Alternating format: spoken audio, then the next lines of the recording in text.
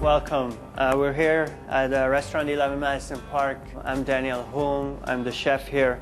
And as you see, we're getting ready for the holidays. What I want to show you is how to best carve a turkey and also what knife are best to use.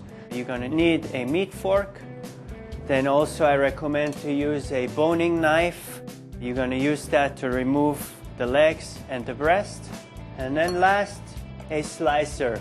That will help you to get really thin slices of the breast. Well, we start with the fork in one hand and the boning knife in the other hand. The fork we kind of use to stabilize the turkey so it doesn't move around. And then with the boning knife, we're gonna start remove the legs. What I like about the boning knife is that you kind of can feel where the bones are so you don't cut in them. And between the breast and the leg there is a little gap.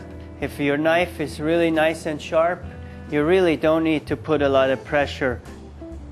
This is one leg, and the other side we do it just the same way. The breast has a little bone in the middle, and you're gonna go slightly on one side of the bone for the one breast and slightly on the other side of the bone for the other breast. You start moving your knife a little bit around it. And you're doing the exact same thing on the other side.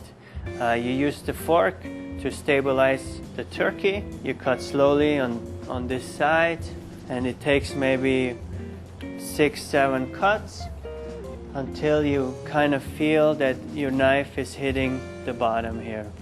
And you can fold it down and it almost falls down by itself. Okay, now we're gonna cut the legs first. And again, we're still using the boning knife. And with this knife, you actually can feel where in between the bone is a little softer. And here you have the drumstick where everybody's going to fight over it. And then over here you have the top part of the leg. And here I just like to cut them along the bone. And maybe you cut it one more time so it's not too big.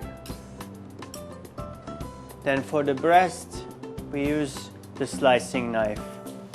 And before we use it, we want to make sure it's sharp. I recommend to just use the steel for like 2 or 3 strokes, and just on both sides. And that way also we can make sure that the skin doesn't rip. And we cut it a little bit on a bias. And it doesn't take a lot of pressure, just kind of slowly go through the skin and then cut the meat.